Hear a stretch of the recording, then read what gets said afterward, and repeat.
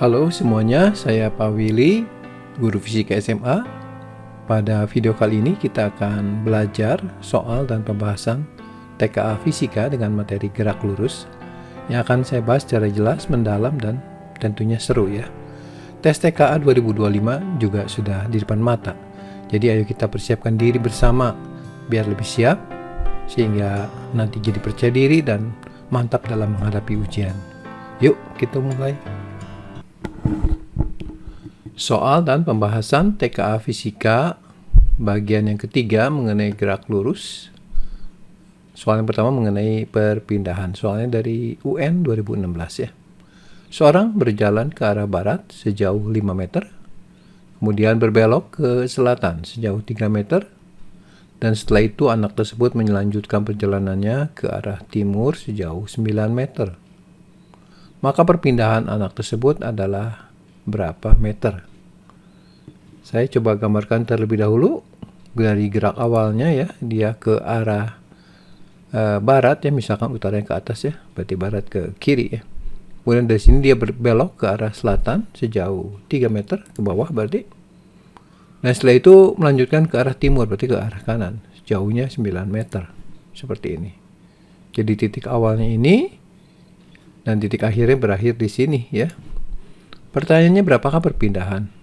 Perpindahan adalah perubahan posisi dari awal ke akhir ya. Jadi kita tidak melihat kemana dulu, tapi yang dilihat adalah keadaan awal ke keadaan akhir. Jadi kalau saya gambar vektor, perpindahannya dari anak tersebut adalah awalnya di sini, akhirnya di sini.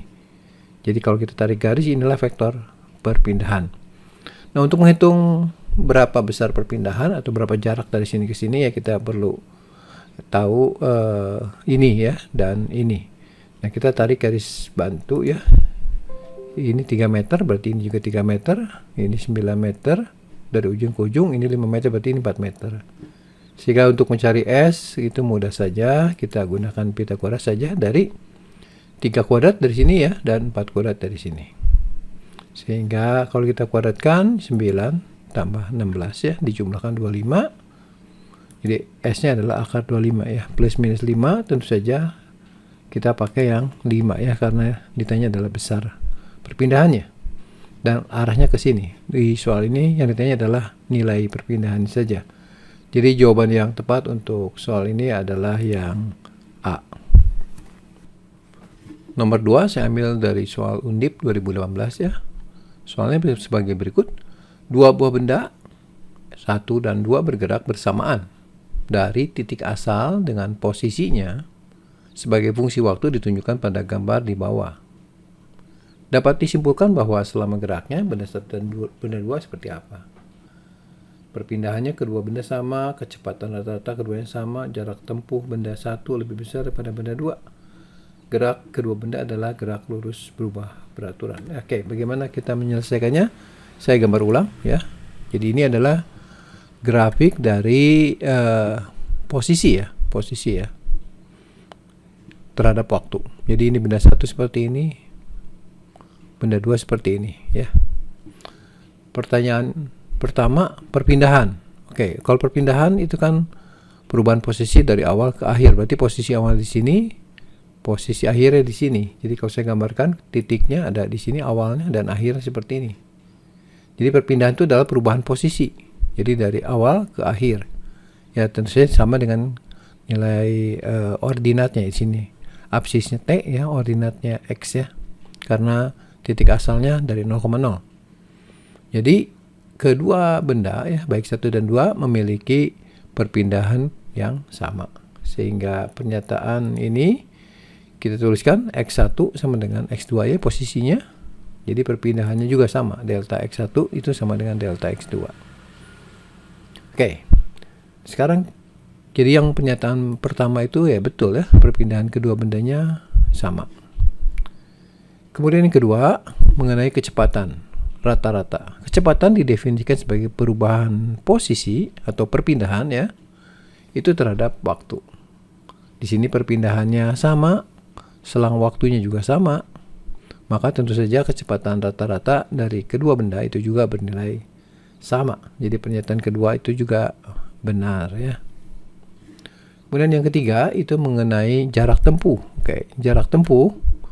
Jarak tempuh adalah panjang lintasan. Ya, agak berbeda dengan perpindahan ya.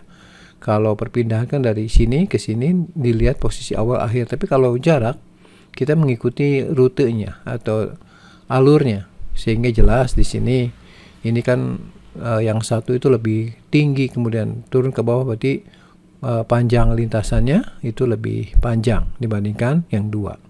Jadi untuk ini delta x1 ya perpindahannya itu atau jarak yang ditempuhnya dari benda satu itu lebih besar dibandingkan benda dua. Betul ya. Jadi pernyataan yang ketiga juga benar ya. Kemudian yang keempat mengenai jenis gerak. Oke. Kalau kita tahu bahwa gerak lurus berubah beraturan itu fungsinya posisi terhadap waktu ya, itu fungsi kuadrat. Jadi kalau kita tuliskan bentuknya seperti ini. Final T plus minus setengah T kuadrat, bentuknya fungsi kuadrat. Kalau kita lihat bentuk grafik kedua, ini memang menyerupai bentuk kuadrat. Jadi bisa dibilang oke lah. Tapi untuk benda satu itu bukan fungsi kuadrat, ini fungsinya lebih kompleks ya. Jadi gerak kedua bendanya bukan GLBB ya, tapi berbeda. Sehingga pernyataan yang ini keempat ini salah ya. Soal yang ketiga dari UN 2017 mengenai kecepatan rata-rata. Soalnya sebagai berikut, sebuah benda mula-mula di titik A 0,0, kemudian bergerak selama 2 second ke titik B 4,2. Selanjutnya bergerak lagi selama 3 second ke titik C 8,6. Kecepatan rata-rata gerak benda adalah berapa meter per second? Oke, untuk soal ini kita langsung saja gunakan rumus kecepatan rata-rata adalah perubahan posisi dibagi dengan perubahan waktu. Ya. Jadi perubahan posisi itu adalah posisi akhir dikurangi dengan posisi awal. Ya, jadi delta S di sini adalah posisi akhir final dikurangi posisi inisial atau awal. Nah, di sini kita melihat bahwa posisinya dikasih tahu yang akhir itu 8i tambah 6j ya. Saya tulis dalam notasi vektor satuan, ini koordinatnya 86 ya, kedudukannya. Vektor posisi berarti 8i ya tambah 6j topi. Dikurang dengan posisi awalnya karena bergerak dari titik A 0,0, maka vektor posisinya 0i plus 0j. Kita kurangi ya untuk vektor satuannya yang i dengan i, j dengan j, sehingga kita bisa mendapatkan vektor perpindahannya adalah 8i topi tambah 6j topi. Nah, untuk menghitung besar dari kecepatan rata-rata kita harus cari besar dari perpindahan ini.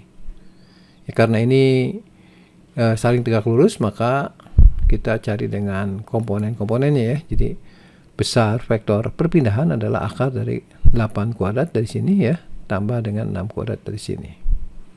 Jadi kalau kita hitung 64 tambah 36 itu kan 100 diakarkan 10. Jadi ini adalah besar perpindahannya 10 meter. Oke, kita substitusi ke sini. Jadi V sama V bar sama dengan 10 ya. Kemudian waktunya waktu total selama perubahan posisi dari awal sampai ke akhir itu adalah 5 detik ya, dari 2 tambah 3.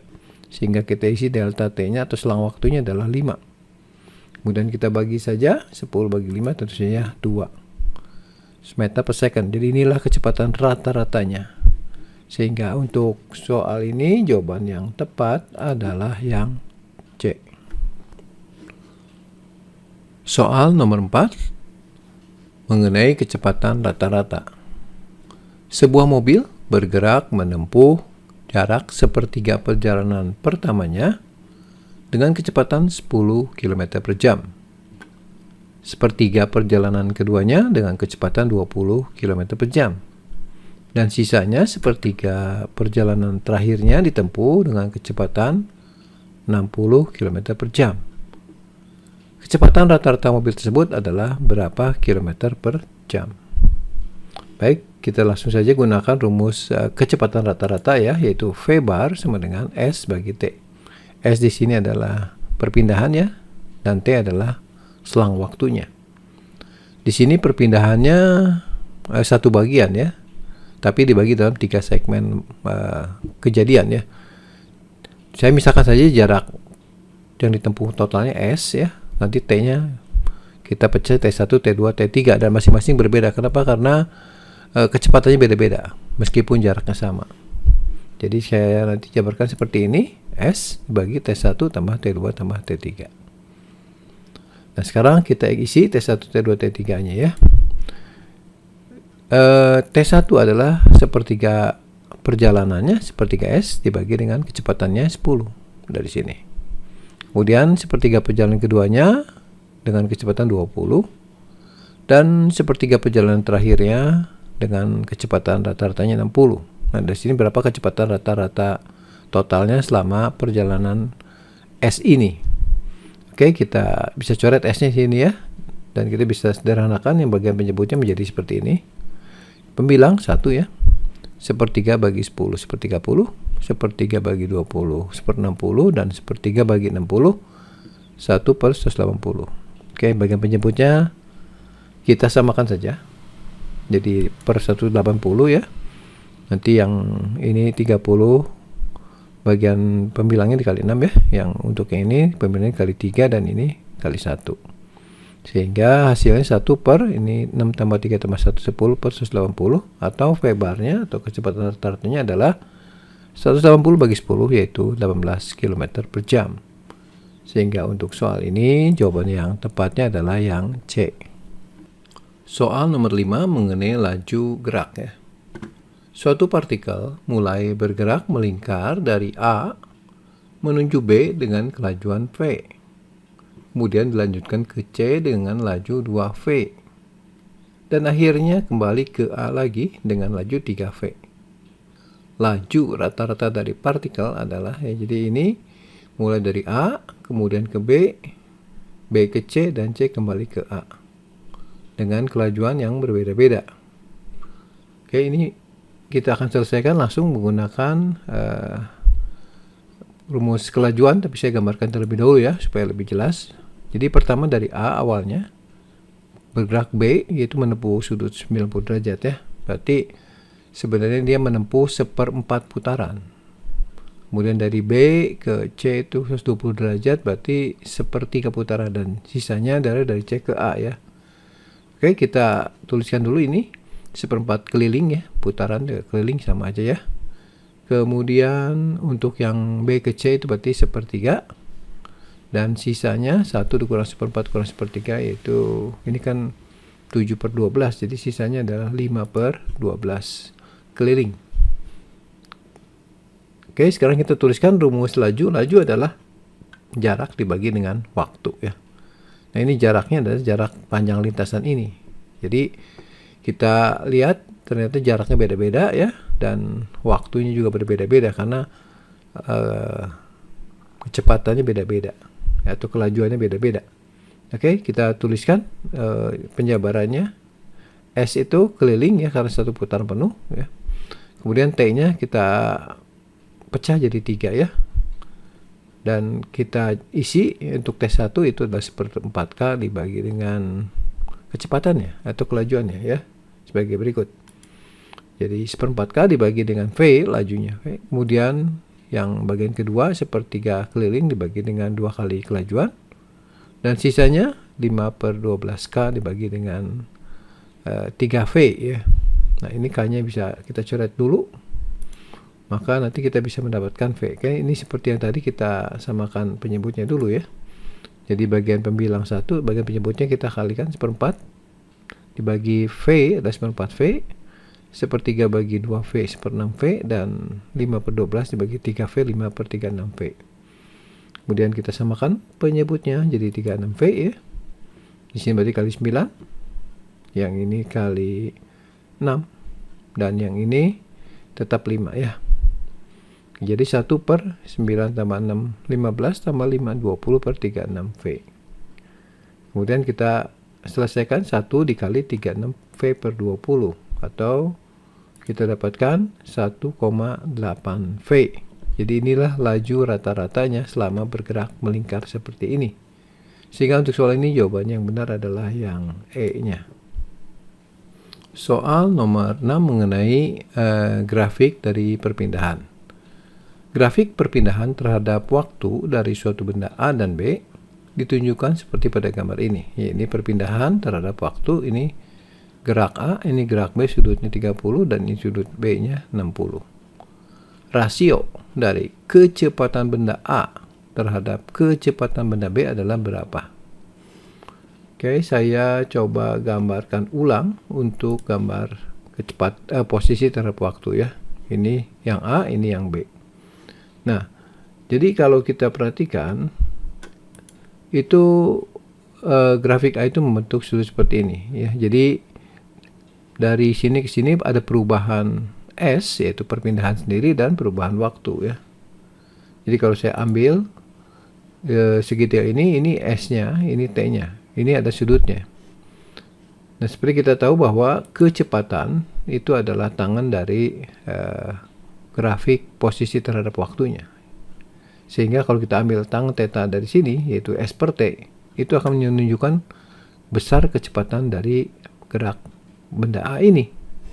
Jadi kalau kita hitung kecepatan benda A tangan 30 ya, tangan 30 itu adalah sepertiga akar 3. Sehingga kecepatannya sepertiga akar 3 untuk benda A. Nah, untuk benda B kecepatannya berbeda tergantung sudutnya. Di sini sudutnya lebih besar 60. Jadi kecepatannya pasti lebih besar, yaitu akar 3. Sehingga kalau kita bandingkan untuk mencari rasio kecepatannya, yaitu sepertiga akar 3 untuk benda A dibagi dengan akar 3 untuk benda B.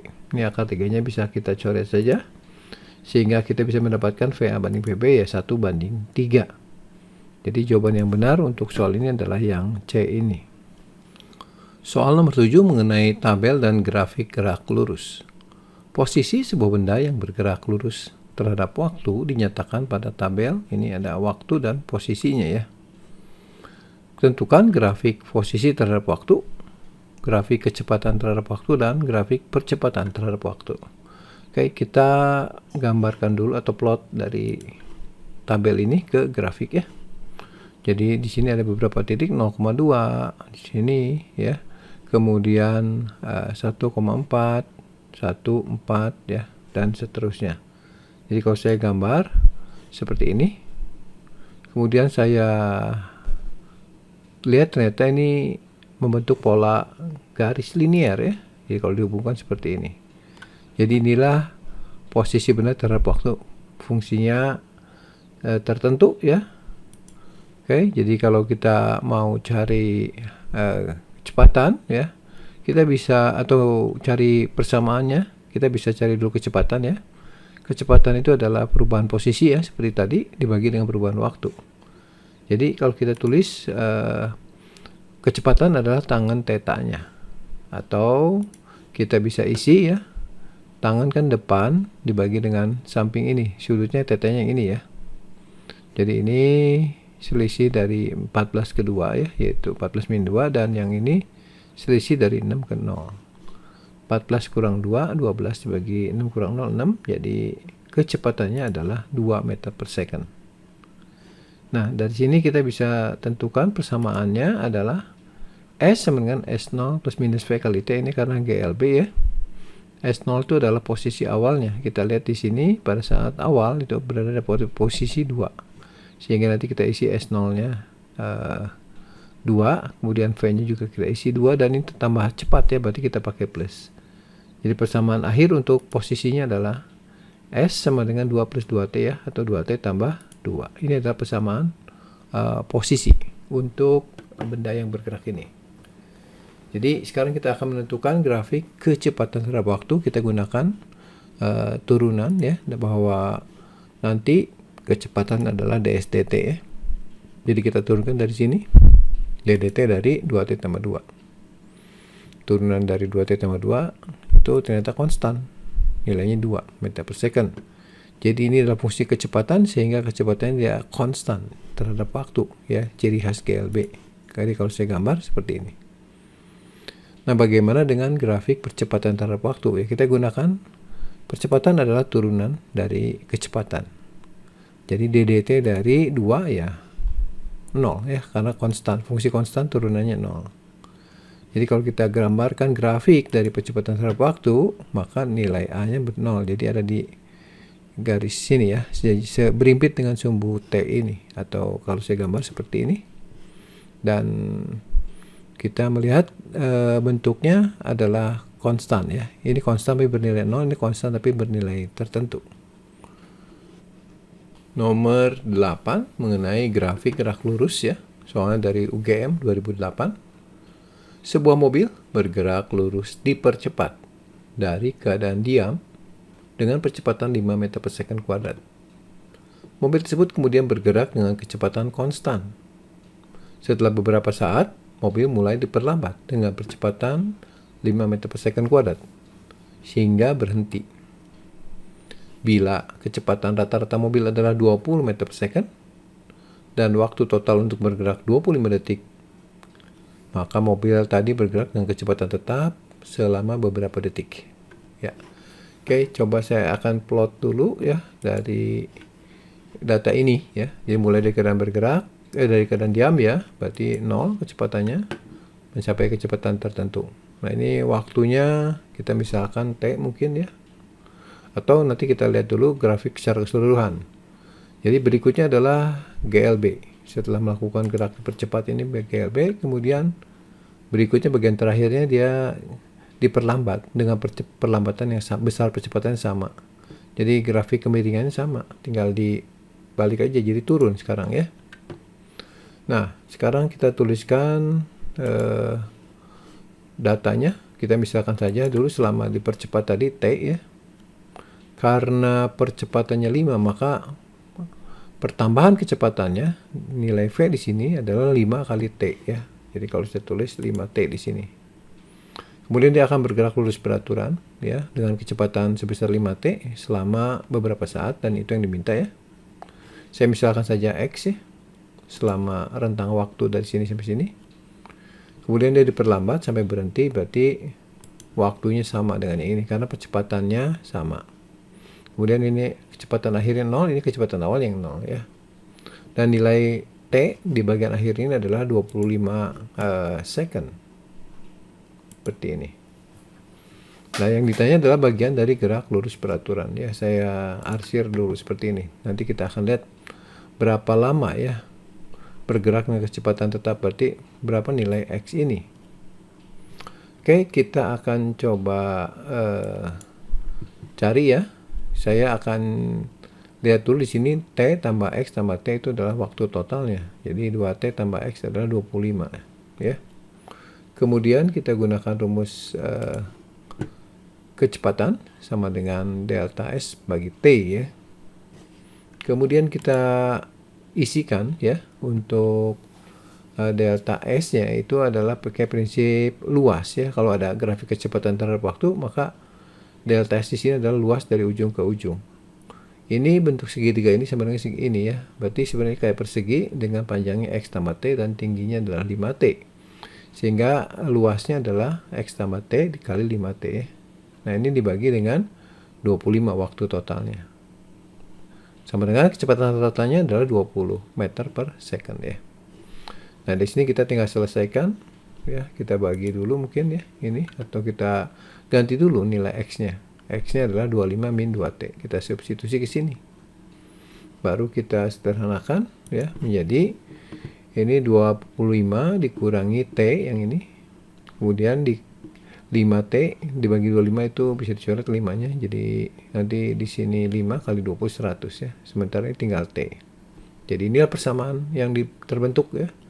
Sepertinya persamaan kuadrat ya. Mari kita selesaikan ya. Jadi kita kalikan dulu 25T min T kuadrat min 100 ya sama dengan 0. Kemudian kita susun lebih rapi, T kuadrat min 25T plus 100. Di sini kita akan faktorkan ya untuk mencari nilai T-nya, T min 20, T min 5. Jadi ada dua nilai T yang mungkin. Nah, di antara kedua ini harus yang kita pilih ya. Kalau di sini T-nya 20, ini 20 nanti jadi udah lebih dari 40 ya. Tapi di sini 25 artinya T-nya menggunakan yang 5 second ini. Jadi kalau saya substitusi ke situ untuk nyari X-nya, X sama dengan 25 min 2T. 25 min 2 kali 5 ya. Jadi 25 dikurangi 10 adalah 15. Ini adalah waktu, jadi 15 second. Ya, jadi jawaban untuk soal ini adalah bagian yang C ya. Soal nomor 9 mengenai gerak relatif. Soalnya dari Undip ya 2008. Si A naik mobil ke arah utara dengan laju tetap 60 km per jam. Sedangkan B naik sepeda motor ke barat dengan laju konstan juga 80 km per jam. Gerak tersebut diamati menurut seorang polisi di pos polisi yang diam tentu saja. Bagaimana gerak A menurut B? Jadi pertanyaannya adalah gerak relatif benda A terhadap benda B. Nilai 60 dan 80 ini adalah kecepatan relatif A dan B terhadap pengamat yang diam, yakni polisi yang ada di pos polisi. Oke, bagaimana kecepatan A terhadap benda B? Mari kita lihat dulu gambar berikut ini. Jadi ini adalah kecepatan benda A menurut polisi ya. Arahnya ke utara untuk VA dan VB-nya ke barat 80 km per jam. Nah, sekarang untuk gerak relatif ya, kita harus mencari VA minus VB. Jadi ini grafik VA-nya saya gambar lagi. Kemudian VB-nya kita balik arahnya ya. Jadi ini minus VB. Jadi VA terhadap B adalah VA min VB. Jadi saya gambarkan resultan dari VA min VB seperti apa. Ini VA-nya, ini min VB-nya. Kemudian kita cari resultannya secara grafis. Jadi inilah gerak relatif VA terhadap VB atau VA min VB ini. Nah, sekarang kita akan lihat bahwa gerakannya ini menghadap kemana ya. Ya, kira-kira sebenarnya menghadap timur laut ya, sama dengan timur laut. Pertanyaannya berapa besar nilai VA min VB ini, atau berapa kecepatan relatif benda A terhadap benda B. Oke. Jadi rumusnya untuk gerak relatif adalah Vx aksen adalah Vx min V. Vx aksen adalah gerak sebuah benda menurut pengamat yang diam. Sementara Vx adalah gerak sebuah benda tersebut menurut pengamat yang diam. Untuk yang X aksen pengamat yang bergerak ya, sementara Vx adalah pengamat yang diam. Sementara V-nya adalah kecepatan benda yang bergerak terhadap pengamat yang diam. Oke. Jadi untuk kasus ini ya yang ditanya adalah VA min VB. Jadi kalau saya lihat untuk menghitung VA min VB ya kita gunakan Pythagoras ya, karena ini kan diagonal. Jadi VA tambah PB minusnya ini hanya menunjukkan arah, jadi nanti pada waktu masuk ke dalam sini kita hanya masukkan nilai positifnya saja. Oke, jadi besar VA min VB sama dengan akar dari 60 kuadrat untuk VA nya, VB nya 80. Jadi VA min VB nya kita keluarkan 20 nya, karena ini 20 itu adalah kelipatan 60 dan 80. Jadi kita keluarkan dulu biar memperkecil perhitungan ya. Untuk jadi 60 kali 3 ya, jadi 3 kuadrat, dan untuk jadi 80 dikali 4 kuadrat. Kita tahu bahwa akar 3 kuadrat 4 kuadrat itu kan 5 kali 20 berarti jadi 100 ya. Sehingga satuannya kita tulis lagi kilometer per jam sesuai dengan ini. Dan arahnya adalah gerak relatif benda A terhadap benda B itu ke arah timur laut seperti ini ya. Nomor 10 mengisi mengenai gerak relatif. Dua kapal A dan B terpisah pada jarak 10 km. Kapal A bergerak ke barat dengan kecepatan 20 km per jam. Dan kapal B bergerak ke utara dengan kelajuan yang sama, yaitu 20 km per jam. Jarak terdekat kedua kapal adalah berapa kilometer ketika bergerak satu sama lain. Ini masalah gerak relatif ya. Saya coba gambarkan terlebih dahulu untuk keadaan ya. Keadaan awal yaitu ada dua kapal, jaraknya 10 km ya. Kapal A berangkat atau bergerak ke kiri ya dengan kecepatan 20 km per jam ke barat ya. Sementara kapal B itu berangkat ke utara dengan kecepatan yang sama seperti ini. Nah, pada suatu saat jarak antara keduanya adalah 10 km. Nah, dengan beriringnya waktu, maka posisi kapal berubah dan akan menghasilkan jarak terdekat berapa kilometer. Oke, untuk itu kita harus gunakan persamaan gerak relatif ya untuk kecepatan ya. Vx aksen adalah Vx min V ya. Vx aksen ini adalah kecepatan benda menurut pengamat yang bergerak. sementara Vx adalah kecepatan benda yang bergerak terhadap pengamat yang diam, dan V-nya adalah kecepatan pengamat yang bergerak terhadap pengamat yang diam. Jadi kalau kita mau hitung di sini, kita akan coba pilih salah satu dari A dan B sebagai pengamat yang bergeraknya ya. Oke, kita pilih B saja ya. Jadi kalau gitu kita akan mencari gerak relatif yaitu VA terhadap B ya. Yaitu VA min VB. Oke, saya coba gambarkan pakai vektor ini untuk menyelesaikannya biar lebih mudah. Saya gambarkan VA, vektor VA seperti ini. Sama dengan ini ya. Kemudian saya gambarkan vektor minus VB. VB-nya kan ke atas. Berarti minus VB adalah ke bawah ya. Karena besarnya sama, panjangnya sama. Nah, berapakah VA min VB atau resultan dari VA tambah min VB ini? Ya, kita gunakan terma jejer genjang saja. Kemudian kita tarik garis diagonalnya. Ini adalah gerak relatif A terhadap B. Karena sama, maka resultannya membentuk sudut 45 derajat seperti ini. Oke, kita kembali ke gambar ini. Jadi kalau kita anggap B-nya diam, maka kapal A maksudnya, tidak bergerak ke kiri, tapi bergerak relatif seperti ini. Ini adalah gerak kapal, sementara gerak B-nya diam.